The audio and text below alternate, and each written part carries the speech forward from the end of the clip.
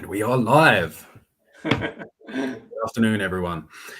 Just going to give it a minute or two for people to come in before we kick off. Let's see who we've got so far. So we are multi-streaming. We've got LinkedIn Live. We're on Twitch. We're on YouTube. I say this. Oh, were you going to say something? I've never done Twitch before, and that's an interesting one to me. It's quite gamer-esque, isn't it? Right? Are people just always live on there for lots of different things now? Yeah, well, it's what I was about to say. Actually, a lot of people have been having issues with LinkedIn Live. It freezes, it lags, and yeah, the first couple of streams I did were just fraught with issues. So I thought, let's just, Diversify. Give people options. Yeah, exactly. So let's just see. We did have someone on YouTube, but they've just disappeared. So I always have one person on Twitch who's mysteriously just sits there silently watching. I'm really curious who that is. I'm hoping one day they'll chime in with a question or say hello. Let's just see.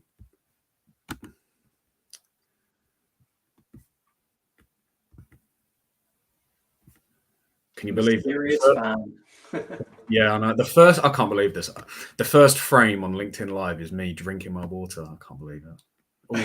Always a class act. Yeah, you got to hydrate. It's very important. Unbelievable. Right. I'm sure people will come in. We've got a few people in at the moment, so that's fine. Right. Good afternoon, everybody, and welcome. We've got a special one today. Very, very excited for this one. So this is another MX5 Sales Machine live stream. As I say, we are streaming on LinkedIn Live, YouTube, and Twitch. I say this every single time because I have to. There have been issues with LinkedIn Live. People have been saying it's lagging, it's freezing. We already have a Grace. How you doing? Good to see you. It's been lagging and freezing for people. So as I say, we're on Twitch or on YouTube, so you've got options. If it does freeze up, the links are in the chat. So just go for it there. Now, as for our guest, wow. Where do I start? I actually had an extra strong cup of coffee before this, just so I could match his energy levels. He is, how do I describe you, Kyle? You're a presentation skills expert, a public speaking trainer. Clearly, I need some of that, and so much more. Right? He's author of The 5 Pillars of Effective Public Speaking. Kyle Murtagh. Welcome. How you doing, Kyle? Thank you very much, Mark. Thank you. Really appreciate it. And it's great to be here. I didn't have a coffee, so hopefully we'll be evenly matched for the energy, like you say. You don't need it. You're fine without. Yeah. Brilliant. So I don't know if I did you any justice with that introduction. Hopefully I did. Would you maybe want to introduce yourself? Just tell us what you're all about. Yeah, sure. Essentially, what I'm all about is anytime someone has to present to a group of people, whether that be in a presentation, a pitch, it could be at a networking event, it could be at a wedding. When you have to stand up and deliver a speech and want to have an impact, that's where I come in and helping people overcome their fear, present with more confidence, and truly get their message across to their audience so that they take action on their words. So that's what I'm all about. Some people like to call it public speaking, coaching, call it whatever you like. It's about having an impact when you speak. Brilliant. As you clearly do, which I love. And you know what? I really like that you've formalized this into, you've got your 5 pillars. It's not airy fairy, right? You've as I say, you formalize this into a structure, into a framework. I mean, could you tell us a little bit about that? I mean, I'm not asking you to give away all of your intellectual property right now, but what are broadly speaking, what are some of the characteristics of great speakers, public speakers, presenters? Yeah, well, just to give you a bit of background with the book, The 5 Pillars, the reason I wanted to create something so concrete like that was because a lot of the public speaking books out there are quite airy-fairy. They're not very exact in terms of what you could do. I kind of wanted, when I was getting started anyway, a guide that I could pick up, I could learn techniques. Okay, I can apply that to my next presentation. So essentially, that's what I've done with the 5 pillars. So some of the key characteristics of great public speakers, well, their body language, right? It's confident. They have presence when they speak. Their voice, it's captivating. They're varying it. They're showing that they're enjoying the experience. They've got a good structure as well, though. There's good flow in their presentation. One idea leads perfectly into the next. They have clarity in their speech in terms of the message they're trying to get across. And ultimately, they have impact as well, right? They create a lasting impression that inspires action. So that's kind of a synopsis of the 5 pillars and that's some of the key characteristics of great speaking, in my opinion. Where do you think people fall short on this? Because I strongly believe that there's a need for what you do. What are some of the common pitfalls, common shortfalls in people's speaking? People fall short, and I've been there myself, across the board. All 5 of those things: body language, voice, structure, clarity, impact, all of them. And the reason why is because we're never taught this. We are never taught this at all. In school, in university, in work, you are not one time taken aside and taught how to deliver an effective presentation. And then you're told to deliver a PowerPoint with 40 slides. On you go. And that's basically our training, right? So we need to bring more training in on public speaking, because the reality is, when you learn how to speak in public, it gives you confidence in every aspect of communication. So the answer is across the board, unfortunately, Mark. On a more specific level, you see a lot of people with closed body language when they're speaking. They're not very animated. They don't look like they want to be there. Quite a blank facial expression because they feel tense. Eye contact can be fleeting. And then voice. Well, we've all heard the monotone speaker before, haven't we? So these sort of things you see creeping into people's presentations quite a lot of the time, and they can be fixed. It just takes a little bit of training and a little bit of precise action.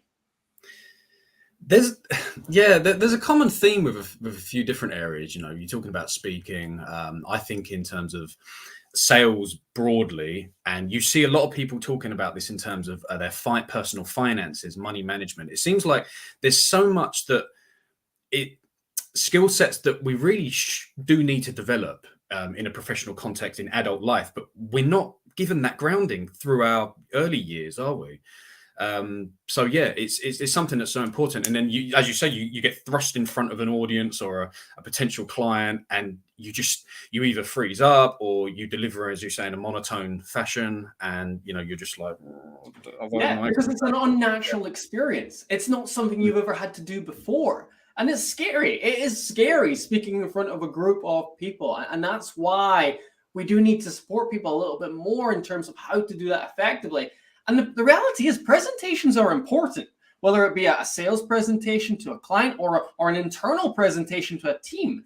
If the information is not presented clearly, then that's when errors can occur. That's when mistakes occur. That's when the sale is not made when it should have been, right? So it is very important to start investing some time in our presenting, because it really is important and can affect a lot of things in business and in life in general. So yeah, thinking about being in front of clients, and a lot of people are doing online business networking as well these days. Yeah. So I know part of what you do is about speaking in front of a camera. I think some of the dynamics are a little bit different, or maybe you emphasize different things because you're on camera versus face to face. So could you speak a little bit about that, and how does it differ from real world face to face experience, and what are some basic tips that people can do to improve in that area? Of course, it's very different. In my opinion, speaking to camera is actually harder than in person, because you've got to work more to hold your audience's attention, because there's so many distractions around, Mark. I mean, take a look around your room right now. You've probably got your phone nearby you. You've got your water bottle. We saw that on the thumbnail for today's show. And the fridge, right, is only in the other room. So there's so many things that can distract your audience that you've got to work a little bit harder.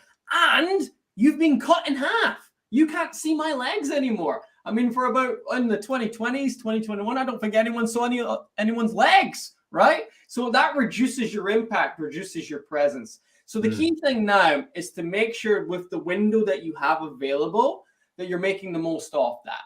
And that starts with your camera position, making sure that your camera is in good place so that you can see the majority of your body from your torso up, hopefully. If you can stand, that's great as well. And then when you do have that set up, make sure you're looking right down the lens, not the screen, like 94% of people always do, because they're not connecting with I'm not I'm looking looking at at you. you. I'm looking at myself. And Yeah, all right, yeah. oh, You man, got to look at the camera. That's how you look all right. at your audience, yeah, or look at your potential client or Yeah. prospect, and then try to keep this window as active as possible if you can. And you can do that simply by using your hands to gesture a little bit more, be a little bit more animated, because when the screen becomes still, that's when it becomes boring.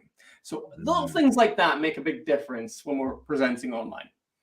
Yeah, I've said this to a couple of people actually. I've found that I've become so much more handsy when I'm talking over the last couple of years, and it's kind of by necessity, because you're just sitting there and you might do gestures, but I've had to exaggerate them and lift myself up a little bit just so it shows in the frame.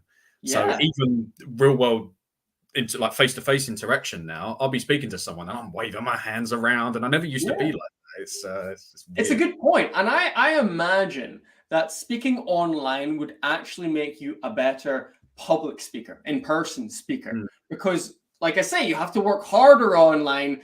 And yeah. then those same habits that you've developed here of gesturing a lot will transfer when you go to an in-person presentation. So you're absolutely right. Important not to be a talking head, make it fun, make it interactive. And yeah, that'll serve you well, even when you get back to in-person.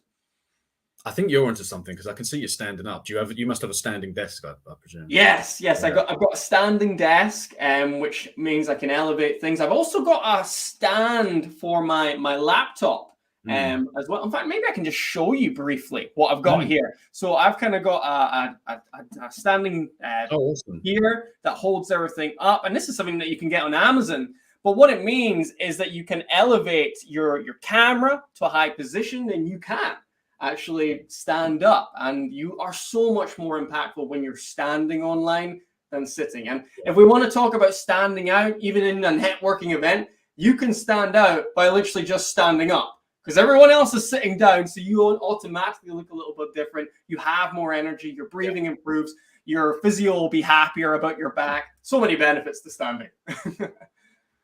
It's very true. It's very, and it just naturally creates more motion, doesn't it? Because you're swinging on your feet, on your hips, or whatever, and you're just naturally moving. Yeah. And I, from what you said, I think you'll probably agree with this. But over time, yeah, through the day, if you're sitting, I mean, we could talk about the health implications of posture and so on, but just generally speaking, you're gradually going forward. I mean, I felt it in recent times with my neck, where I'm developing almost like kyphosis, where my spine is coming forward, and I have to remember to sit back. So, whereas if you're standing, as you say, you're just more open, aren't you? So true, because where the eyes go, the body goes, right? So if your eyes are looking down all the time, then the body's eventually going to go down too. So a good time to be a physio, I would imagine. A lot of back pain around. Good comment from Ochendo there. Yeah, stand out by standing up. Nice one. Yeah, brilliant.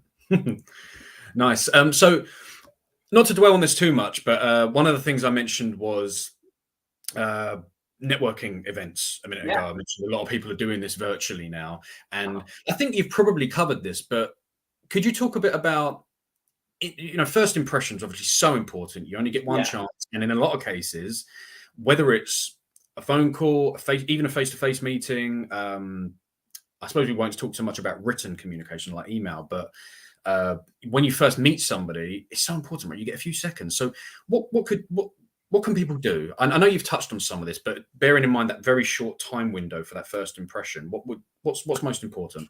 Yes. Well, in terms of networking, say you're doing your 60-second pitch, for example, we kind of spoke about, the delivery stuff, making sure you're open, making sure the camera's up. But in terms of content, something which you could do is not say your name.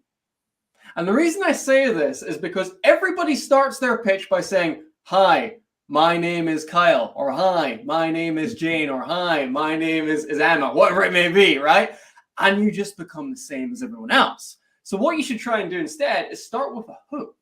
Maybe ask the audience a question.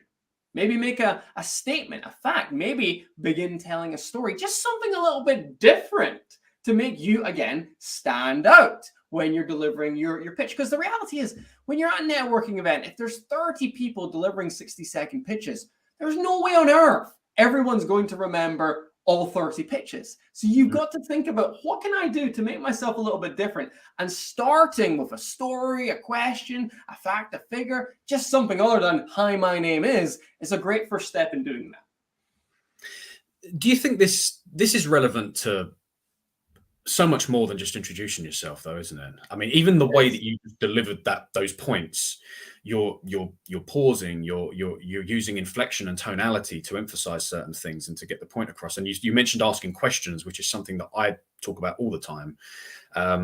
So perhaps this is a good segue into generally looking at this from a sales point of view. Sure.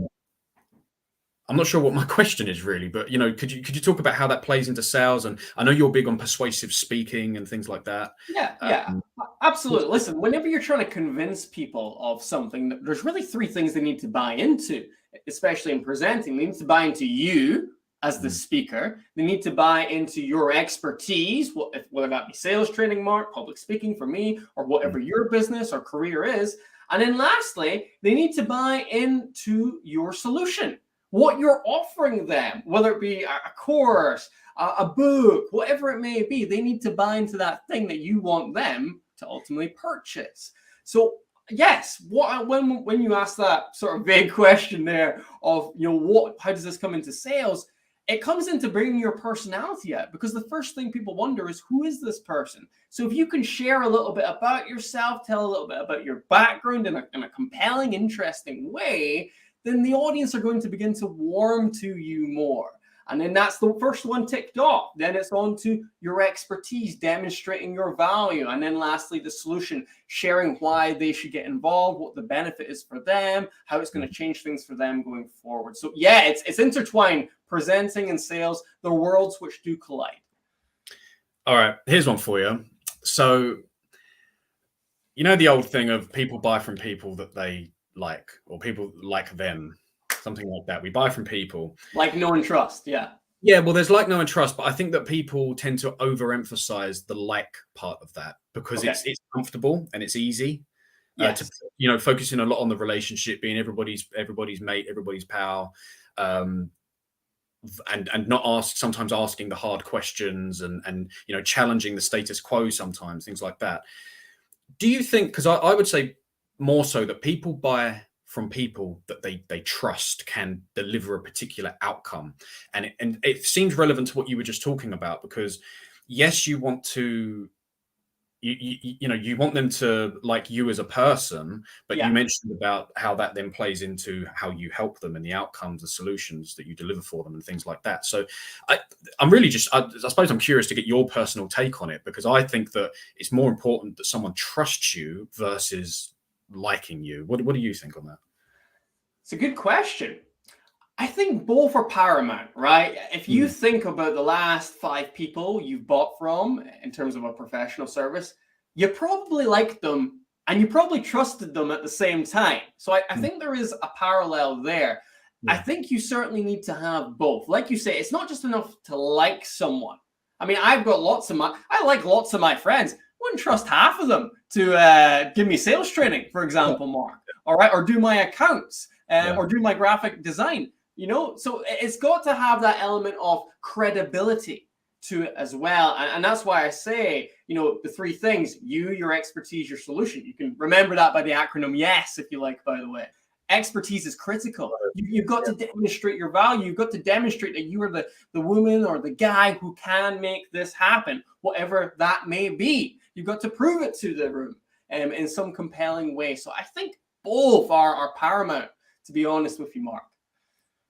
Okay, I like it. Yeah, and I've also heard it said, and I agree with this. It's not just what you say; and you get this right. It's how you say it. Yeah. And I think you build that credibility through the process, don't you? Through what you're saying, the information that you're gathering and relaying back and forth, but also by by demonstrating through effective communication, through delivering it with confidence and authority, right? That you are the real deal. And some of that's it's verbal because you're communicating it, but it's not just you saying it. It's you're demonstrating it just through the process. Yes.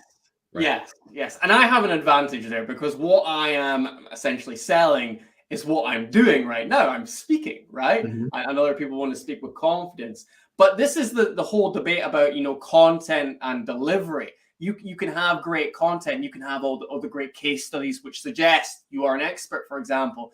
But if you don't deliver them with confidence, if you say them, but you don't sound too sure about it, that's going to affect whether your audience believe you or not. It really is. So it is important to work on the delivery skills, learn how to sound more confident, and of course, make sure that your body language is matching that too. It's a two-way thing, absolutely. A lot of it's unconscious or subconscious as well, isn't it? There's certain things, even as I'm thinking, I'm doing this, I'm looking up to one side and things like that. I think there's little subtle cues that can sway someone's impression of us without us necessarily being consciously aware of it at times. I don't know if you get into, we're probably getting into like NLP territory here more than anything else, but Yeah.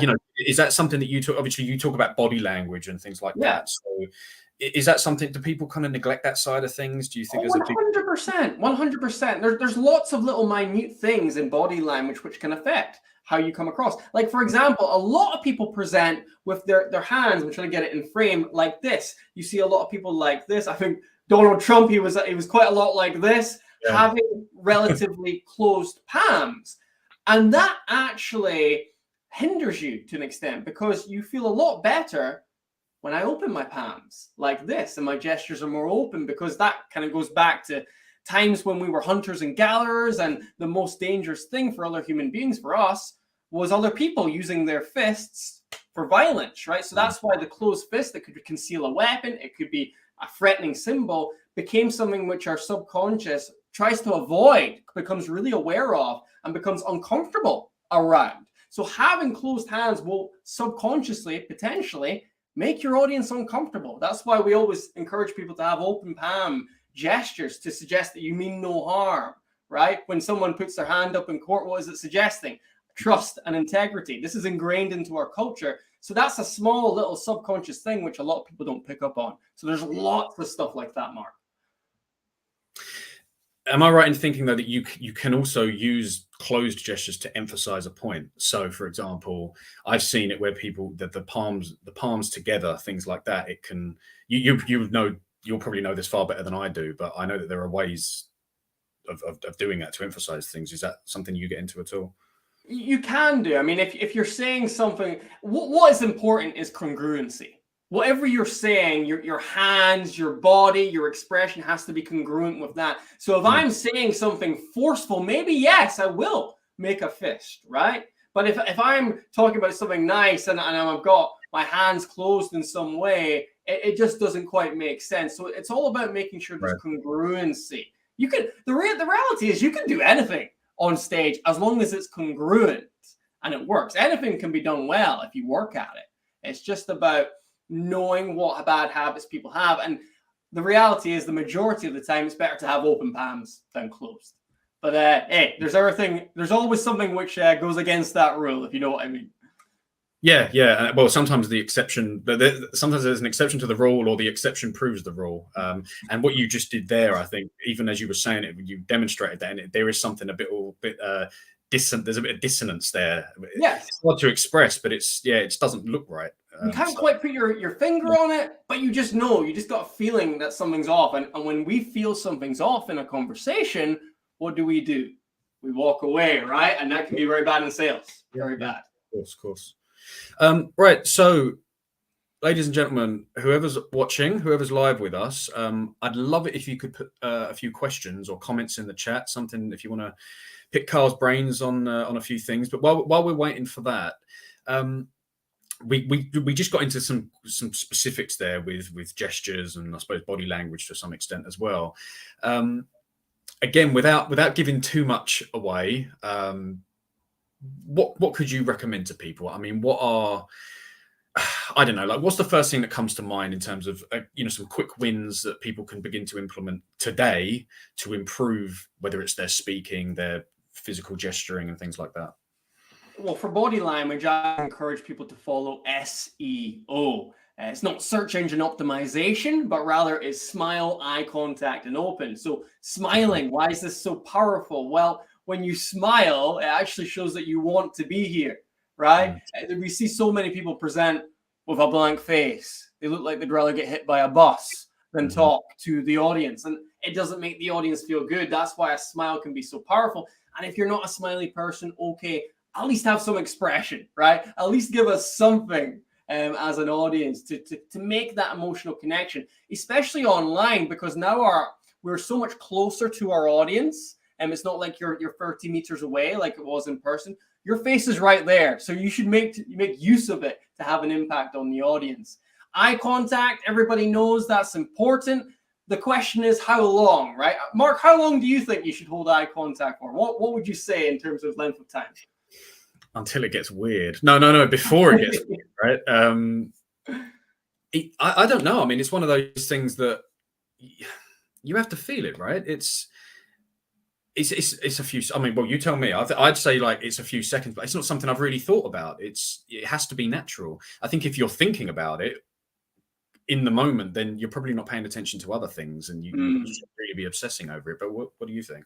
That's a good point. I'll come back to that in a second. There seems to be two extremes. People know they have to make eye contact, so they either A, scan the room and not really look at anyone, but are sort of ticking a box, not building any connection at all, or B, like you alluded to, start staring, right? And that becomes really uncomfortable after a while. So what you really need to do is find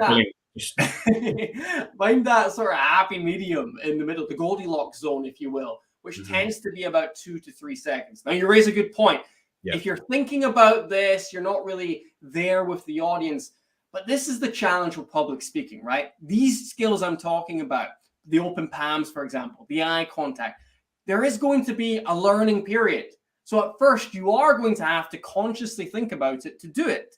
And then over time with practice, it will become embedded into your habits and you won't even think about it. You will just do it. But there is that learning curve people have to overcome. So to begin with, yeah, maybe you are thinking about it, but over time, it will become more natural to you. And then the last one, just to round off SEO, is open. And I think we talked about this a little bit before. Open palms are important, but your whole body language should be open. You don't want to be having your hands across your midsection. This can be perceived as being defensive. You don't want to have your shoulders caved in or your feet really narrow. No, you want to be trying to take up space, show that you have presence on the stage, especially when you are in person.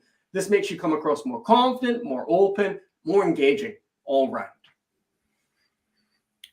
How much of that carries over to individual, one-to-one? Say we're in a meeting with a potential client, for example, because I try to, even just simple things like they're facing that way. I want to line up our shoulder girdles almost. Not in an unnatural, weird way.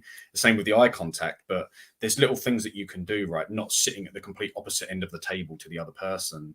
Yeah, have you seen that picture of like Putin and one of the, I don't know, French prime minister or whatever, and they've got that big table in between them? Yeah, you don't want to be in a situation like that. You want a bit of proximity, especially when it's a one-to-one conversation. And the rules do still apply, right? You still should be holding eye contact, showing them that you are looking at them, communicating with them. You should be gesturing still to communicate your points. And of course, you should be smiling, be expressive, right? And then people will probably smile back. They'll engage with you if you're putting positivity out. That'll come back to you. It's just doing it on a lower key. When you're in front of a big room, big audience, you have to bring a bit more energy, I feel, to keep them all engaged. People say it should just be conversational. Yeah, it should be an exciting conversation when you're in front of a big room. But when you're in just one-to-one, have a conversation. But remember SEO, it still applies. Yeah, I like it. Yeah, you need to bring a bit more energy in when it's like the way I introduce these live streams isn't necessarily the way that I would speak to someone if I was just sitting there having a chat with them, because they'd be like, when you're about to sit down with dinner with your girlfriend or wife, you don't introduce it like that, do you? But you need to do this to hype the show up, hype the viewers up a little bit. Makes a difference. No, absolutely. Right, guys, I can't believe that no one has a question for Kyle. We have got a true expert in his field here, and I just know that someone amongst you has got a burning question in their mind, so don't be shy. a comment, a question, whatever it is, come and drop it into the chat. And again, while we're waiting for that, could tell us about where people can find you. Is there anything that you're working on at the moment, or something you want to promote, talk about a little bit?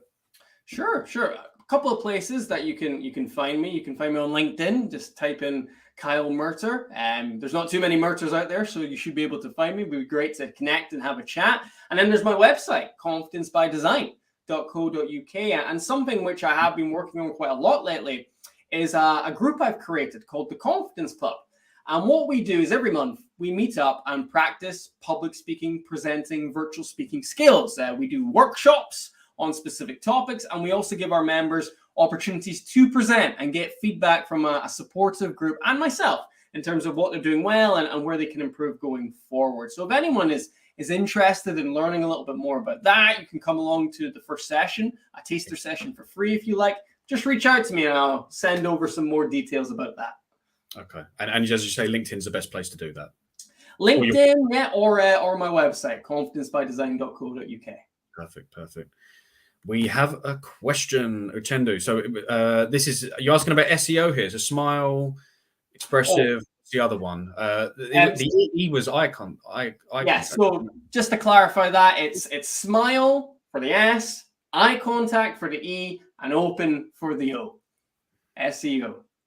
But be expressive, of course, as well. Right? Yes. Uh-huh. I suppose that will come if you're open, right? You're going to naturally be more expressive. Yeah. And that's the cool thing, right? Once you start changing little parts of your body language, once you start being a bit more expressive, once you start gesturing a little bit more, your voice naturally changes as well. Because when I'm moving my hands, my voice moves as well. So one plays into the other, which is when things begin to come together for people. Yeah, I used to have this actually when I was, I remember many years ago, I'd be on my way to work when I was in like telemarketing, like phone sales roles. And I would make a conscious effort to, on the way to work, I would like just loosen. I'd be like, I'd be doing like vocal warm-ups almost. But when I was at my desk, I would make a conscious effort to sit up, chest up, open everything up. Because it naturally changes the tone of your voice, the pitch, everything, right? And you breathe better, like you say. Yeah. I suppose I'm just saying I agree with that. And Yeah. And then this is why standing helps so much too, because if you stand, you literally changing your physiology once again. You're going to give yourself an advantage over others who are sitting. So that's why change your physiology, you'll change your voice, you'll change your delivery. Awesome. Okay. Well, I must say, I was hoping for more questions for you. We can just That's okay. Some more nuggets from you. But I mean, I've already asked you, but is there anything else that we should know about, or any sort of final parting thoughts, words of wisdom? All I would say is if you are looking to improve your public speaking, your virtual speaking skills, two things you need to think about. Number one, you've got to learn the skills. Okay, you've got to learn how to use your body language, your voice. We covered some of this stuff today, how to structure your presentation. You've got to be looking to do that on a frequent basis. But you've also got to do it, right? You've actually got to find speaking opportunities. You've got to put your hand up, take the opportunities by the scruff of the neck, whether it be 60 seconds at a networking event or even speaking for 10 minutes at a networking event. Take the opportunities, because the more you speak in public, the better you will become and the more opportunities you'll have to use your skills. So I would leave it on that, Mark. Brilliant. Okay. See, look, you're sparking other questions in my mind now, but we'll leave it at that. Maybe we'll do this later in the year, and we could maybe dig into some of the other pillars in a bit more depth. And but that's brilliant. Well, look, thanks so much, Carl. I really enjoyed this. I hope everybody else did as well. I think that's probably a wrap for now. Tomorrow, you've got just me. We've got another session coming up. Just me, unfortunately, no Kyle. But we're going to be talking about some sales development tools and tactics that you can apply on a budget. I know we don't all have the multi-million dollar or pound sales development budgets that some of these well-funded tech startups have, that I keep seeing on LinkedIn. So I think that would be useful for a lot of small business owners as well. I think that's it for today. As I say, thank you, Kyle. I really hope we can do this again in the future. And yeah, make sure you will connect with him on LinkedIn and check out his website, confidencebydesign.co.uk. Cheers. See you All soon. right. See you later, everyone.